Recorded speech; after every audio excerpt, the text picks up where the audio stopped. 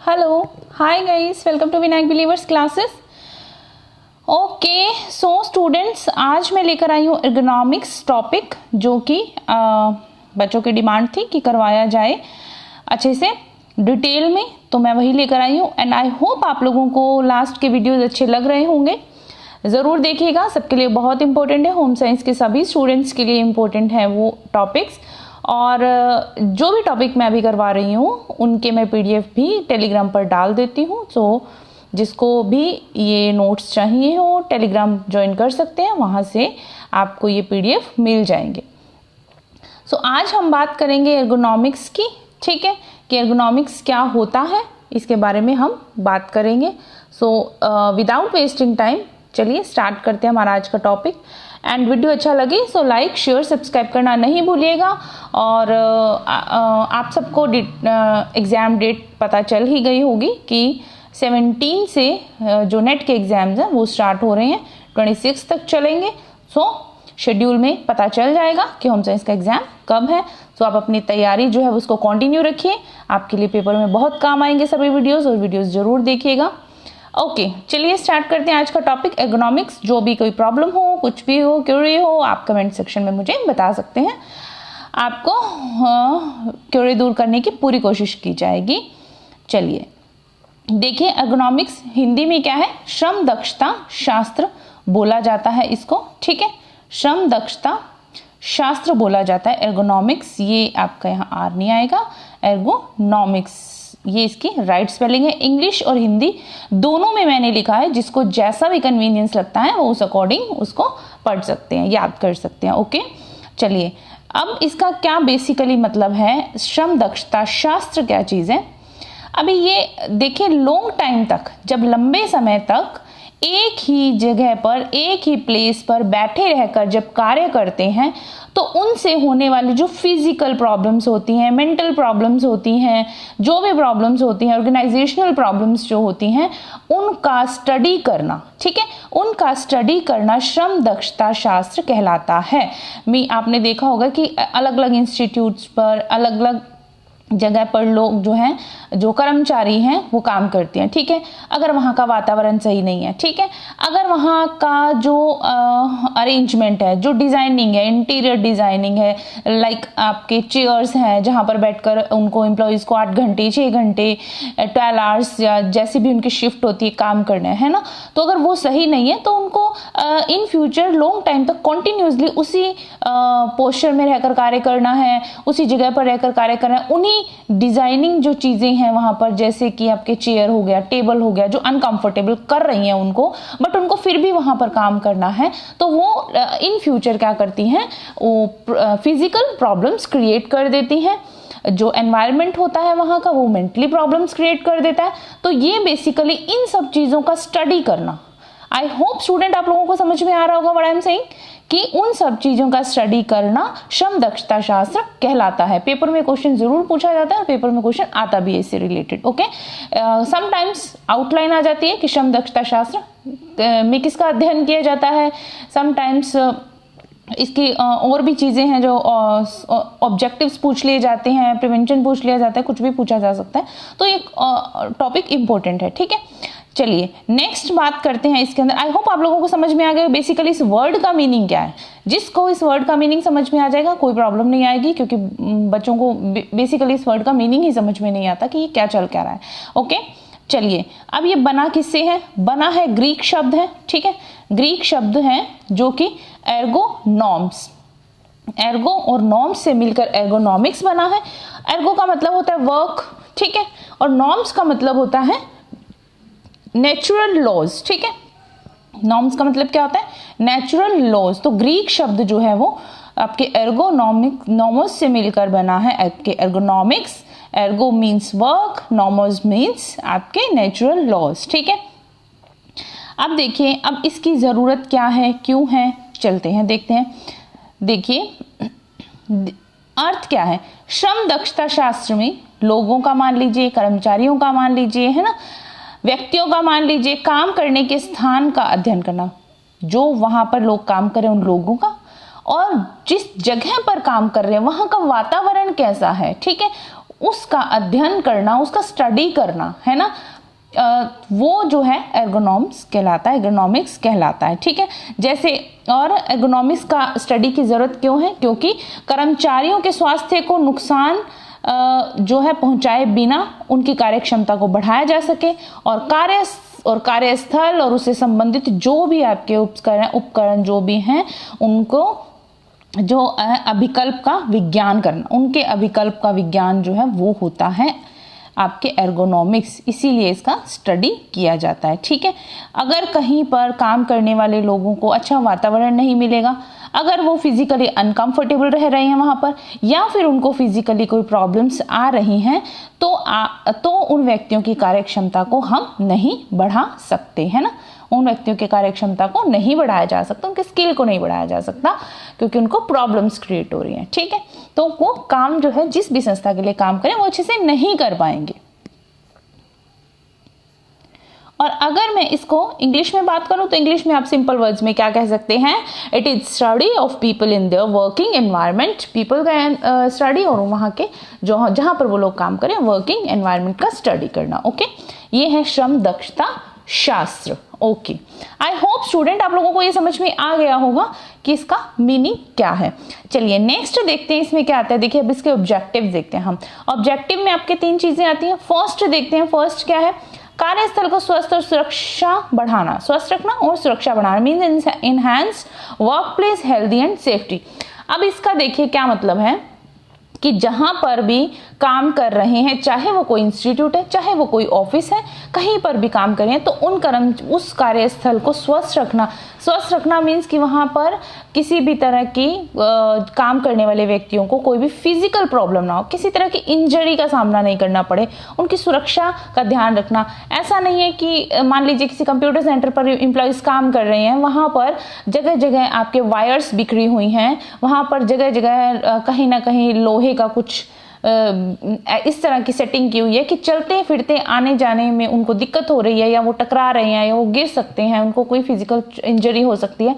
तो इन सब चीज़ों का ध्यान रखना। इंटीरियर इस तरह का होना चाहिए, वहाँ की डिजाइनिंग इस तरह की होनी चाहिए कि किसी भी कर्मचारी को वहाँ पर काम करने में प्रॉब्लम ना हो, वहाँ का वातावरण स्वस्थ हो, ठीक है, और वहाँ का जो सुरक्षा है उसको ज़्यादा से ज़्यादा ध्यान में रखते हुए ऑफिस जो है वो डिज़ाइन होना चाहिए, किसी भी कार्यस्थल का जो डिज़ाइनिंग वैसा होना चाहिए, ठीक है, ताकि वहाँ पर जो कार्य करने वाले हैं व्यक्ति वो इस तरह के पोस्चर में रहें, उनकी मुद्राएं ऐसी हो कि उनको फिजिकल प्रॉब्लम्स ना आए, वहाँ का एनवायरनमेंट ऐसा हो कि उनको मेंटली जो सेटिस्फेक्शन मिलना चाहिए वो मिले, मेंटली किसी तरह का उनको प्रॉब्लम नहीं होना चाहिए, ठीक है। तो ये सब चीज़ें जो है वो उद्देश्य इनका यही है, जो श्रम दक्षता शास्त्र है उसका उद्देश्य यही है। तो इसकी बेसिकली जो आपके हम पढ़ रहे हैं उद्देश्य, इसी वजह से जो श्रम दक्षता शास्त्र जिसको बोल रहे हैं, एर्गोनॉमिक्स जिसको बोल रहे हैं, उसका स्टडी किया गया, ठीक है। चलिए नेक्स्ट हम देखते हैं सेकंड, कार्य उत्पादकता में वृद्धि।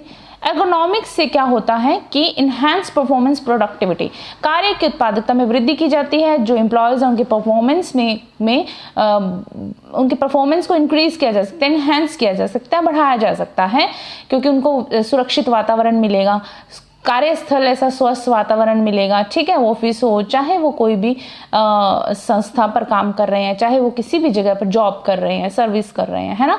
तो वहाँ का जो उनको जो भी काम, मान लीजिए एक चेयर पर बैठकर उनको 8 से 10 घंटे तक काम करना है, कंप्यूटर इस तरह का 8 से 10 घंटे तक उनके स्ट्रेन पड़ रहा है आंखों पर, है ना, तो उनकी सुरक्षा ज़्यादा से ज़्यादा बढ़ाना, ताकि उनको मेंटली स्ट्रेस ना हो, फिजिकली उनको प्रॉब्लम ना हो, क्योंकि लंबे समय तक एक ही पोस्चर में बैठे रहने से क्या होता है कि बैक प्रॉब्लम्स हो सकती है, नेक प्रॉब्लम्स हो सकती है, अगर आपका हैंड फिंगर्स का काम ज़्यादा है तो फिंगर्स में प्रॉब्लम्स हो सकती हैं, इंजरीज हो जाती हैं, मसल्स जो है वो स्टिफ हो जाती हैं अगर एक ही जगह पर उनको स्टेबल करके रखा जाए। तो इन सब चीज़ों का ध्यान देने से क्या होता है कि कार्य उत्पादकता में वृद्धि की जा सकती है, जो वर्क परफॉर्मेंस है उसमें वृद्धि की जा सकती है एम्प्लॉयज़ की, ठीक है, उनको भी सेटिस्फेक्शन मिलता है इन सब चीज़ों से। और नेक्स्ट चलते हैं थकान और चोट से सुरक्षा। तो वही सेम चीज़ है कि उनके लिए इस तरह का जो वातावरण क्रिएट करना कि जिससे उनको फटीग कम से कम हो, उनको थकान महसूस नहीं हो और उनको इंजरी ना हो किसी चीज़ की। देखें, अगर फिजिकल इंजरी होगी, ऑफिस का जो ऑफिस है, इंस्टीट्यूट है, कोई भी जगह है ना, एम्प्लॉयज़ को अगर इंजरी होती है तो इसमें दोनों का ही नुकसान है। ना तो एम्प्लॉय अच्छे से काम कर पाएगा, जिससे कि कंपनी हो, चाहे कोई ऑफिस हो, चाहे कोई भी वर्किंग प्लेस हो, उस जो ऑर्गेनाइजेशन है, चाहे वो जो भी संस्था है, उनको नुकसान होगा, मैनेजमेंट को नुकसान होगा। दूसरी बात कि जो एम्प्लॉय है उसको खुद को नुकसान होगा, उसको फिजिकल प्रॉब्लम हो सकती है किसी भी तरह की, और वो अच्छे से काम नहीं कर पाएगा, है ना। तो ये दोनों ही तरह का नुकसान, दोनों को ही नुकसान होता है अगर वातावरण सुरक्षित ना हो, अगर उनके एम्प्लॉयज़ की सुरक्षा का ध्यान नहीं दिया जाए, इस तरह से ऑफिस डिज़ाइन नहीं किया जाए कि जो एम्प्लॉयज़ को सेटिस्फेक्शन दे, एम्प्लॉयज़ का फिजिकल प्रॉब्लम्स को ध्यान में रखते हुए किया जाए, तो दोनों ही काम करने वाले और काम करवाने वाले दोनों के लिए ही ये नुकसानदायक साबित होता है। ठीक है, क्योंकि जो वर्कर है वो अच्छे से काम नहीं कर पाएंगे, और वर्कर अच्छे से काम नहीं कर पाएंगे तो जो भी इंस्टीट्यूट है, ऑफिस है, जो भी आपकी संस्था है, कुछ भी है, तो उनके खुद की जो प्रोडक्टिविटी बढ़नी चाहिए, परफॉर्मेंस बढ़नी चाहिए, उनका जो रैंकिंग है वो बढ़ना चाहिए, तो वो भी उनका इफेक्ट डालता है उन सब चीज़ों पर भी। ठीक है, तो ये आपके ये बात आ रही है इसके अंदर। उसके अलावा देखिए, नेक्स्ट चलते हैं, श्रम दक्षता शास्त्र के प्रकार क्या है। प्रकार की बात करते हैं तो इसमें देखें, शारीरिक श्रम दक्षता शास्त्र। शारीरिक श्रम दक्षता शास्त्र में आपके फिजिकल एर्गोनॉमिक्स जिसको बोल रहे हैं हम, ये आ रहा है। ओके, इसके अंदर क्या आता है आपके फिजिकल एर्गोनॉमिक्स में, मींस कि सबसे ज़्यादा किस पर फोकस किया जाता है कि फिजिकली किसी भी तरह की एम्प्लॉयज़ को प्रॉब्लम्स ना हो, और क्यों हो रही है तो उन चीज़ों को ध्यान में रखना। मींस कि फोकस क्या किया जाता है, इंजरी पर, मींस उनको किसी भी तरह की फिजिकल इंजरी ना हो। लाइक पोस्चर उनका कैसा है ना, किस तरह की मुद्रा में वो बैठे रह रहे हैं, कॉन्टिन्यूसली किस तरह की मुद्रा में वो बैठे रहकर काम कर रहे हैं, तो ऐसा नहीं हो कि उनको अनकंफर्टेबल चेयर दी जा रही है, अनकंफर्टेबल उनको टेबल दिया जा रहा है, या फिर उनके काम करने के जो उपकरण है जिससे उनको 24 घंटे काम करना है, 12 घंटे काम करना है, 8 घंटे काम करना है, 6 घंटे काम करना है, कॉन्टिन्यूसली जिन चीज़ों को उनको यूज़ करना है वो उनके लिए अनकंफर्टेबल हो रही हैं, जो उनको फिजिकली अफेक्ट कर रही हैं। सो ये सब चीज़ों को ध्यान में रखना। तो श्रम दक्षता शास्त्र के ये प्रकार है, इस चीज़ में ये आता है फिजिकल एर्गोनॉमिक्स। ठीक है, शारीरिक श्रम दक्षता शास्त्र। तो इन सब चीज़ों को पर फोकस करना कि फिजिकली कोई प्रॉब्लम नहीं हो। आई होप स्टूडेंट आप लोगों को ये टॉपिक समझ में आ रहा होगा, और आई डोंट थिंक कि इससे ज़्यादा इजी लैंग्वेज में मैं आप लोगों को बता पाऊंगी, कि क्योंकि ये बहुत इजी लैंग्वेज है किसी भी टॉपिक को समझने के लिए, किसी हार्ड टॉपिक को समझने के लिए। एंड आई डोंट थिंक कि इतना हार्ड है कि समझना है। सिर्फ आपको एक वर्ड का मीनिंग ध्यान रखना है, उस वर्ड के अंदर सब कुछ आ जाता है अगर आप उस वर्ड का मीनिंग अच्छे से समझ जाते हैं। और बाकी रही प्रकार है, ऑब्जेक्टिव्स है, ये तो आपको जो है पढ़ना पड़ेगा ही पड़ेगा। और बस इसके अंदर आपको सबसे ज़्यादा ध्यान रखने वाली यही चीज़ है कि इसका बेसिकली ये जो एर्गोनॉमिक्स है, इसको स्टडी जो कर रहे हैं लोगों की, या लोगों की जो एनवायरनमेंट की जहाँ पर वो काम करें, उस सब जगह की, वर्क प्लेस की, इसमें 3 चीज़ें आती हैं। वर्क आता है, वर्कर आता है, वर्क प्लेस आता है। तो काम कैसा है, ठीक है, काम करने वाले के बारे में और वहां के वर्क प्लेस के बारे में। ठीक है, तो ये इन तीनों चीज़ों की जो स्टडी है इसके अंदर आ रही है, तो इनका जो संबंध है वो इसी से ही है। ठीक है, ये आपको ध्यान रखना है। तो शारीरिक श्रम दक्षता शास्त्र आई होप आपको समझ में आ गया होगा कि फिजिकल इंजरी का ज़्यादा से ज़्यादा ध्यान रखना। ठीक है, नेक्स्ट आते हैं संज्ञानात्मक श्रम दक्षता। अब संज्ञानात्मक कॉग्निटिव एर्गोनॉमिक्स, कॉग्निटिव में आपको समझ में आ रहा होगा कि यहाँ किसकी बात हो रही है, मेंटली आपकी बात हो रही है, मानसिक रूप से बात हो रही है, जिसमें मान लीजिए किसी भी ऑफिस का वातावरण ऐसा है जहाँ पर वर्कलोड बहुत ज़्यादा है। ठीक है, जॉब से सेटिस्फाइड नहीं होते हैं। अगर ठीक है, मान लीजिए वर्कलोड इतना ज़्यादा है कि व्यक्ति मानसिक रूप से प्रेशर लिए जा रहा है और फिर भी उसको मतलब बहुत ज़्यादा काम करने के बाद भी उसका काम कंप्लीट नहीं हो रहा, या जितना वो काम कर रहा है उसके अकॉर्डिंग उसको वैसा जो है सामने से रिस्पॉन्स नहीं मिल पा रहा, अप्रिशिएट नहीं किया जा रहा, मोटिवेशन नहीं मिल रहा है, या वहाँ पर मान लीजिए काम इतना ज़्यादा है कि वो खुद भी सेटिस्फाइड नहीं है उस चीज से, तो वो मेंटली क्या होता रहेगा, ज्यादा से ज्यादा उस पर प्रेशर आता रहेगा। तो मेंटली जो प्रेशर है वो व्यक्ति के शारीरिक, मानसिक, सामाजिक हर तरीके से वो इफेक्ट करता है उसके पर्सनैलिटी पर। सो इस वजह से जो कॉग्निटिव एर्गोनॉमिक्स जो है इसका ध्यान रखता है। ठीक है, तो ये जो चीज आ रही है, जैसे मान लीजिए कोई एम्प्लॉय है, वर्कलोड ज्यादा है तो मानसिक परेशानी, वातावरण सही नहीं है जहां पर वो काम कर रहा है तब उसको परेशानी, तो मेंटली जो स्ट्रेसफुल ऐसा अगर वातावरण मिलेगा तो वो वहां पर अच्छे से काम नहीं कर पाएगा, और इन फ्यूचर क्या है उसको ज्यादा से ज्यादा मेंटली प्रॉब्लम हो सकती है। वो डिसीजन नहीं ढंग से ले पाएगा, अपनी बात नहीं रख पाएगा, उसका ओपिनियन का वैल्यू नहीं रहेगा, उसके व्यूज का वैसा जो है वो जो देना चाहता है वो नहीं दे पाएगा, अच्छे से सोच समझ नहीं पाएगा। क्यों? सिर्फ मेंटली प्रेशर होने की वजह से, क्योंकि वातावरण वहां का काम, तो ये सब जो चीजें हैं उसके मानसिक रूप से अफेक्ट करती हैं। ठीक है, तो कॉग्निटिव में ये आता है। ठीक है, नेक्स्ट चलते हैं संगठनात्मक श्रम दक्षता शास्त्र। तो संगठनात्मक श्रम दक्षता शास्त्र क्या है? ऑर्गेनाइजेशनल एर्गोनॉमिक्स है। ऑर्गेनाइजेशनल एर्गोनॉमिक्स के अंदर देखिए, जिस भी ऑर्गेनाइजेशन में आप काम कर रहे हैं, जहां वहां का मैनेजमेंट कैसा है। ठीक है, मान लीजिए इसके अंदर आप क्या आ जाता है, एक तो टीम वर्क आ जाता है, सिंपल बता देती हूँ मैं, टीम वर्क आ जाता है, मोटिवेशन आ जाता है। उसके अलावा आप इसके अंदर मान लीजिए किसी का काम करने का जैसे शिफ्ट है, नाइट शिफ्ट है, लॉन्ग टाइम तक काम कर रहा है, नाइट शिफ्ट है मान लीजिए, तो नाइट शिफ्ट से वो सेटिस्फाइड नहीं है। रीजन इज कि नाइट शिफ्ट में काम करते करते कुछ हर किसी का तो शिफ्ट नहीं होती ना नाइट में, कुछ एक लोगों की होती है, काम करते करते बोरियत भी हो जाती है, कहीं आ जा भी नहीं सकते, मूड फ्रेश करने के लिए आपको वहीं बैठकर काम करना है नाइट में, है ना, क्योंकि वहां पर वैसा जो वर्किंग जो एटमॉस्फेयर मिलना चाहिए वैसा उस शिफ्ट में नहीं मिल पा रहा है। बेसिकली मीनिंग यही है कि जैसा आपको एनवायरनमेंट मिलना चाहिए उस टाइम पीरियड के दौरान वैसा नहीं मिल पा रहा है, तब भी क्या होगा, आपके काम में प्रॉब्लम्स आएगी, काम उबाऊ लगेगा, काम आपको बोरियत वाला लगेगा, आप नहीं कर पाएंगे। तो इसके अंदर क्या होता है, जैसे शिफ्ट जो है, शिफ्ट कैसी है, ठीक है, जॉब सेटिस्फेक्शन, अगर कोई व्यक्ति जॉब से सेटिस्फाइड नहीं है अपनी कि उसको काम ज्यादा दिया जा रहा है ना, वहां का एनवायरनमेंट ऐसा है कि लोग प्रेशर डाल रहे हैं, या उसकी खुद की लोगों के साथ एम्प्लॉय की खुद की अंडरस्टैंडिंग अच्छी नहीं है, तो उस जगह पर भी ये प्रॉब्लम आती है। तो ऑर्गेनाइजेशनल एर्गोनॉमिक्स में भी इन सब चीजों का ध्यान रखा जाता है, मैनेजमेंट का, जॉब सेटिस्फेक्शन का, ठीक है, टीम वर्क है ना, टीम वर्क आ जाता है इसके अंदर, उसके अलावा शिफ्ट आ जाता है, शिफ्ट कैसी है, तो ये सब चीजें ऑर्गेनाइजेशनल में आ जाती हैं। स्टूडेंट, आई होप आप लोगों को समझ में आ गया होगा कि एर्गोनॉमिक्स के टाइप्स क्या हैं।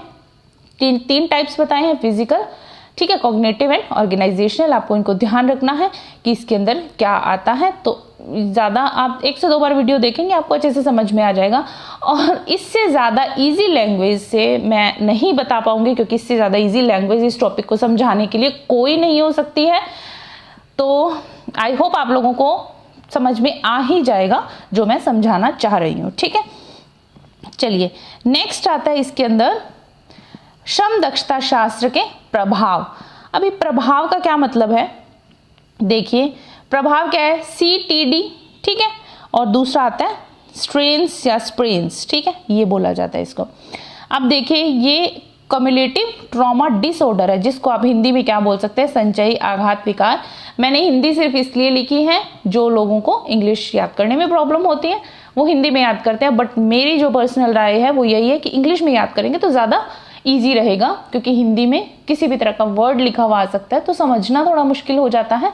इंग्लिश में आपको सही से मिल जाएगा, आपको इजीली समझ में आ जाएगा, इजीली याद भी हो जाएगा, ठीक है। एक तो ये आता है इसके अंदर CTD, जिसका फुल फॉर्म क्या है, क्युमुलेटिव ट्रॉमा डिसऑर्डर, ठीक है, और दूसरा इसके अंदर आ जाता है आपके स्ट्रेन्स, ये नहीं है आपके, स्ट्रेन्स या फिर स्प्रेन्स, ठीक है। स्ट्रेन्स क्या होता है, तनाव होता है, स्प्रेन्स होता है मोच जिसको बोला जाता है। अब ये जो दोनों चीजें हैं आपके CTD और आपके स्ट्रेन्स वाला, ये दोनों जो चीजें हैं इफेक्ट जो करती हैं, ये दोनों ही किससे रिलेटेड है, दोनों ही किससे रिलेटेड है, मस्कुलोस्केलेटल डिसऑर्डर से रिलेटेड है, मीन्स कि पेशीय विकार आ जाता है, ठीक है। इफेक्ट किसको करता है, हमारी पेशियों को करता है। अब जो CTD है वो किस किस तरह की पेशियों को इफेक्ट करता है, वो करता है आपके फिंगर्स को, एल्बो को, रिस्ट को, आई थिंक इसमें नेक भी आ जाता है, नेक भी आ जाता है, ठीक है। इन सब चीजों को ये क्या करता है, इफेक्ट करता है, जैसे फिंगर्स की मसल्स को, एल्बो के, रिस्ट की, आपके नेक का स्टिफ हो जाना, अगर कॉन्टिन्यूसली एक स्ट्रेट आप उसमें बैठे हैं, स्ट्रेट वर्क करें, जैसे मोस्टली मैंने देखा है ये प्रॉब्लम्स जो होती हैं, पोस्चर की प्रॉब्लम, पोस्चर सही से नहीं बैठ पा रहे हैं, सही से नहीं है उनका, है ना, काम करने का तरीका सही नहीं है, क्योंकि वो किसी भी पोस्चर में बैठकर काम उनको करना पड़ रहा है, चेयर सही नहीं है, टेबल सही नहीं है, वहाँ के जो भी डिजाइनिंग की हुई है वो इस तरह की है कि जो उनके फिजिकल जो इफेक्ट डाल रही हैं। तो उसमें क्या होता है कि जो कंप्यूटर वर्क करते हैं लोग, जो सिटिंग वर्क ज्यादा करते हैं, इस तरह की प्रॉब्लम्स उनको बहुत आती हैं, क्योंकि अगर उनको सारा दिन टाइपिंग का काम है, फिंगर्स में प्रॉब्लम होगी, फिंगर्स में स्वेलिंग आ सकती है, उनकी जो मांसपेशियां वो वीक पड़ सकती हैं, पेन भी हो सकता है, तो ये सब चीजें इसके अंदर, एल्बो, रिस्ट, ये सब चीजों में वहां पर स्टिफनेस भी आ सकती है, पेशीय विकार है। सिंपल सी भाषा में समझ लीजिए कि पेशीय विकार है ये, ठीक है। पेशियों में दिक्कत आ जाती है, कहीं कहीं पर निशान पड़ जाते हैं, कहीं पर इंजरी हो जाती है, चीजें इसके अंदर आती हैं। नेक्स्ट चलते हैं स्प्रेन या स्ट्रेन्स। ये क्या होता है, तनाव या फिर मोच, किसी तरह का तनाव या फिर मोच, यानी किसी आपने सुना होगा लेग्स में आपकी ट्विस्ट हो जाती हैं, जब कोई भी लेग ट्विस्ट हो जाती है, आपकी हैंड ट्विस्ट हो जाती है, शोल्डर, बैक, तो वहां पर क्या हो जाता है, मोच आ जाती है। जहां पर मोच आने की वजह से वहां की मांसपेशियां जो है वो वीक पड़ जाती है और स्वेलिंग भी आ जाती है। तो ये सब चीजें जो है ये स्ट्रेन में आती है, और ये दोनों चीजें रिलेट किससे करती हैं, वो करती हैं आपके पेशीय विकार से रिलेट करती हैं। MSDS मीन्स के मस्कुलोस्केलेटल डिसऑर्डर से रिलेट करती हैं दोनों ही चीजें, CTD और आपके strain and sprain. Second number is notice this, ये है आपका सेकंड नंबर, ठीक है।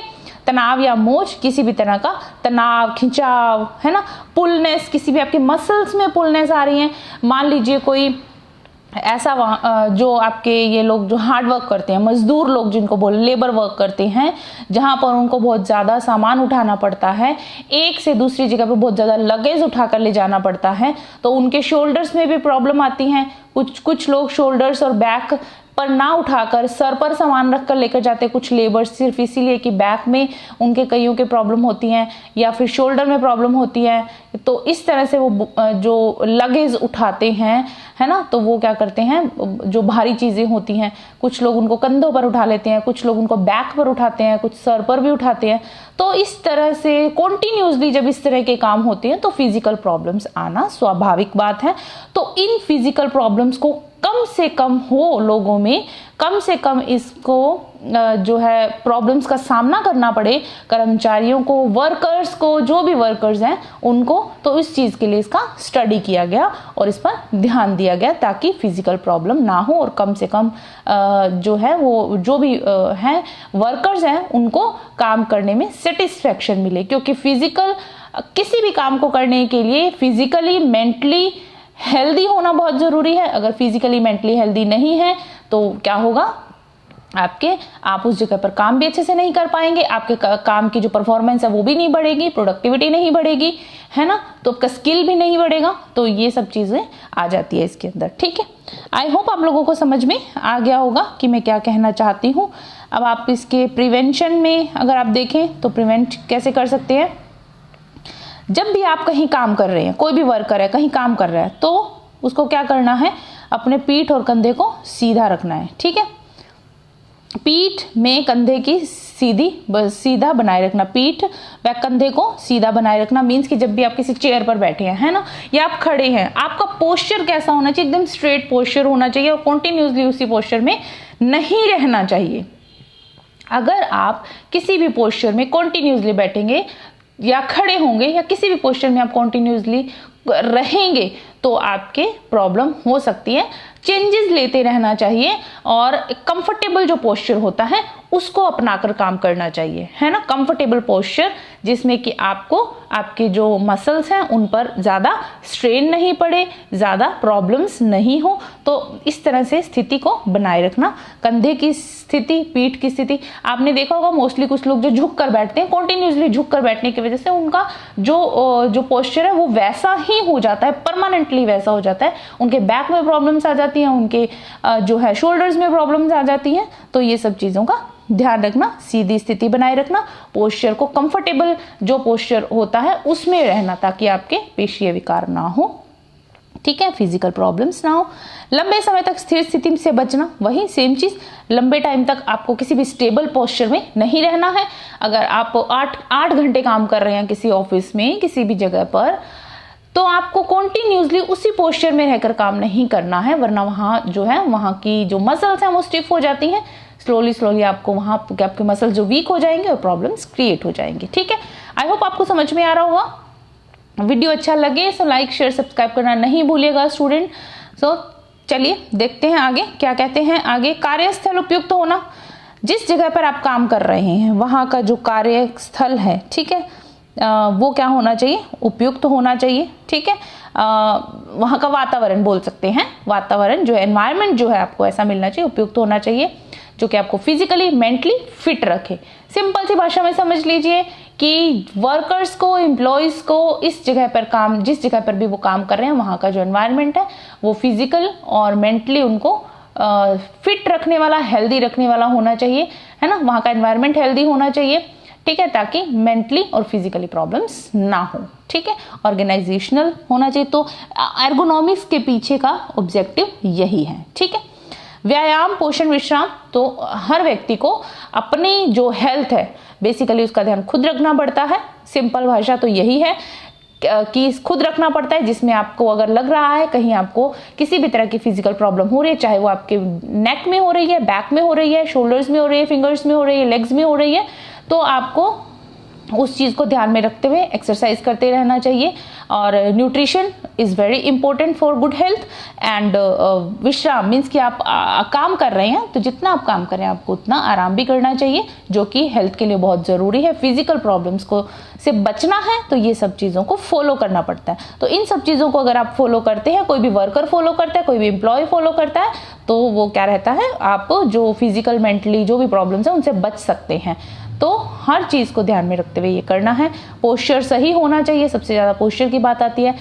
कहीं भी काम कर रहे हैं वहां का डिजाइनिंग कैसी है, इंटीरियर डिजाइनिंग कैसी है, वहां के उपकरण की डिजाइनिंग कैसी है, ऐसा नहीं हो कि इस तरह के उपकरण का जो स्ट्रक्चर है इस तरह का हो कि आपको पकड़ने में मुश्किल हो रही है और आप कॉन्टिन्यूसली उसी को यूज करते हुए काम करे जा रहे हैं, तो ऑब्वियसली जो वहाँ आपके हाथ की मांसपेशियां हैं या आपके पैरों से काम करे हैं तो वो वहाँ उनको प्रॉब्लम होगी, ठीक है। और इसकी बात करें तो मुझे लगता है इसमें इतना ही है।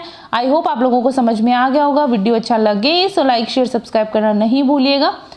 तो ये था आपका आज का वीडियो। स्टूडेंट बने रहिए मेरे साथ, पढ़ते रहिए। आपको होम साइंस के एक टॉपिक की मैं तैयारी करवा दूंगी और जो भी ऐसा कहीं नहीं होगा कि आपको टॉपिक जो पेपर में देखने पर ऐसा लगे कि कहाँ से पढ़ा है या मिलेगा नहीं, या आपको पेपर में देखकर ऐसा लगे कि जो ये टॉपिक जो है कहाँ से आ गया, है ना। तो आप लोगों के लिए बहुत इंपॉर्टेंट है, जरूर देखिएगा, पढ़िएगा।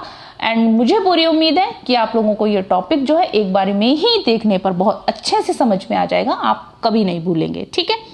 Thank you so much, God bless you all the best for your exam, bye.